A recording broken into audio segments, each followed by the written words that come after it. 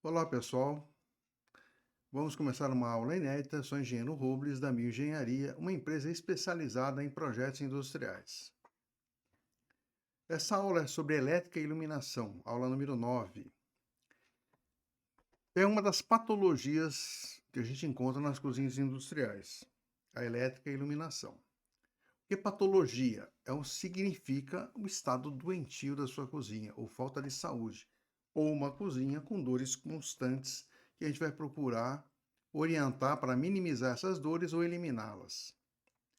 Aqui algumas normas que a gente usa, né, dentro da área de cozinha industrial. Uma norma importante aqui nessa aula é a norma da Fundacentro sobre iluminação. Vamos falar sobre iluminação. Ela deve ser uniforme, seu ofuscamento, não deve alterar as características sensoriais dos alimentos. Lâmpadas e luminárias devem ser protegidas contra quedas acidentais ou explosão.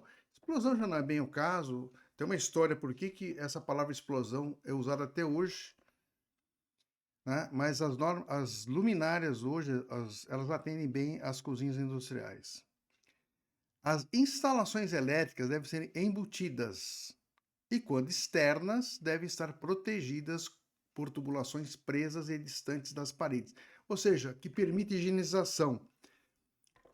É difícil higienizar, tá, pessoal? Tem que fazer isso de vez em quando, mas é complicado. Mas não é um grande problema, ok? Iluminação. A norma NHO 11 da Fundacent diz que as cozinhas têm que ter um mínimo de 500 lux. É um número que você tem uma iluminação adequada para as áreas de produção. Esse IRC 80 é a reprodução de cores, tá? Ou seja, ela não afeta muito, ela não modifica muito as cores dos alimentos. Normalmente, todas as luminárias atendem esse número 80, tá? A cozinha, na área operacional, se usa no mínimo 500 lux. Nas demais áreas, estoque, corredores, você pode usar menos que 500 lux. Eu gosto de usar 500 lux em tudo. Por quê? Para mostrar sujeira, mostrar uma área bem iluminada, sem sombras, né? Que a gente consiga manter uma higiene total da cozinha e das as áreas de apoio. No refeitório industrial, diferente do restaurante comercial, você tem que ter iluminação, né? No comercial, você tem que ter uma iluminação mais adequada, né? Mais aconchegante. No refeitório industrial, você tem que ter iluminação, ok? E eu trabalho entre de 300 a 500, é um número bom. Aqui são as cores, as temperaturas da iluminação. A gente trabalha entre 3.500 a 4.500. Isso aqui é uma iluminação adequada, que você não modifica a cor dos alimentos. Tem pessoal que gosta de usar cor branca, né? 6.000, 6.500. Tem pessoas que isso aqui é meio irritante, essa cor, né? Não é uma cor muito interessante. Ela traz irritação. Então, pode ser usada? Pode, 6.000, 6.500. Mas se conseguir colocar uma cor mais suave, né? É mais adequado para a sua cozinha. O que a gente encontra normalmente são iluminação errada. A iluminação errada. Aqui teve um caso de um cliente que eles trocaram a iluminação errada e colocaram simplesmente tiraram a velha e colocaram a nova. O teto está cheio de buraco, o PVC está todo comprometido. Então tem uma metade já com luminária, outra metade sem luminária. Né? Ou seja, está metade certo e metade errado, ou seja, está tudo errado. Antigamente você tinha luminárias com lâmpadas fluorescentes. Inclusive eles colocavam um suportezinho aqui, caso a luminária caísse. Isso aqui, gente, já desde 99, que já pede-se para não usar esse tipo de luminária. Aqui um outro exemplo, né? Bastante luminária fluorescente, sem proteção, ou seja, não tem quem limpe essas luminárias. Essas lâmpadas são. Ninguém limpa isso aqui. Tá? Então não deve ser usado. O que a gente vai usar é esse tipo de luminária aqui, com proteção. proteção é interessante porque ela não suja a lâmpada. Então você consegue retirar essa proteção, que às vezes é acrílico, policarbonato, fazer uma higienização, né, uma limpeza, e você vai estar com a lâmpada sempre em condições limpas, né, porque ela não vai ser afetada. E se tiver algum problema de queda, algum problema, ela já protege. Aqui num forro de laje, aqui num forro de gesso, a luminária embutida, e no forro de PVC, luminária embutida.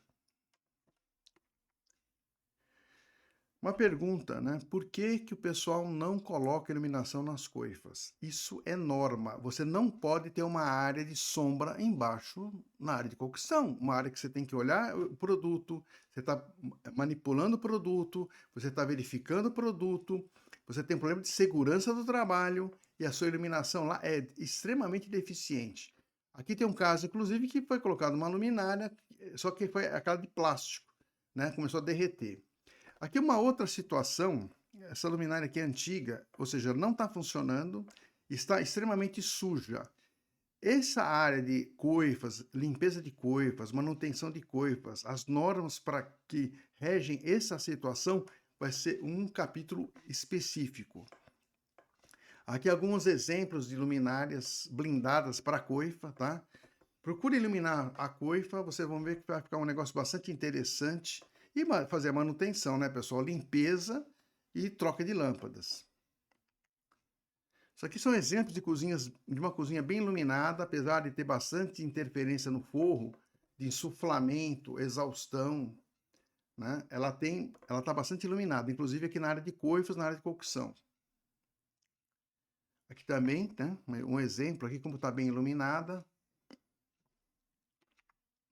Vamos falar sobre quadro elétrico. Quadro elétricos, obrigatoriamente, eu tenho que ter um disjuntor que chama interruptor diferencial residual. Esse interruptor para as áreas úmidas, inclusive na sua residência, ele evita que você tome um choque, ou seja, eletrocutado, porque qualquer problema de curto, problema de fuga de corrente, ele desarma. Tem que ser separado por circuito. Né? Então, na cozinha você tem vários setores, então você separa por setores, separa por circuito, porque se algum equipamento tiver com problemas e desligar, ele só desliga um circuito. Se você colocar um interruptor, que alguns fazem isso, geral, para a cozinha toda, ela pode ser que ela fique desarmando toda hora. Qualquer liquidificador, qualquer extrator de suco, qualquer probleminha com um equipamento, você desliga a cozinha inteira. Então, é importante separar por circuito. A instalação dos quadros são fora da área de operação. Quem mexe em quadro elétrico é pessoal de manutenção. É perigoso, tem normas para isso.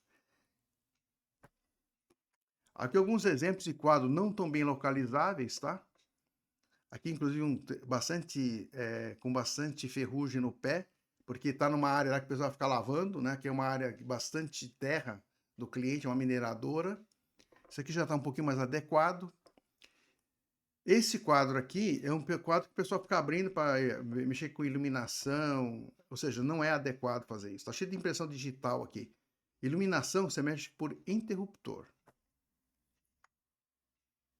Aqui é um quadro elétrico fora da área operacional, né? Inclusive com os projetos lá no quadro elétrico, que facilita o pessoal de manutenção identificar o circuito, desligar o circuito e fazer a manutenção adequada.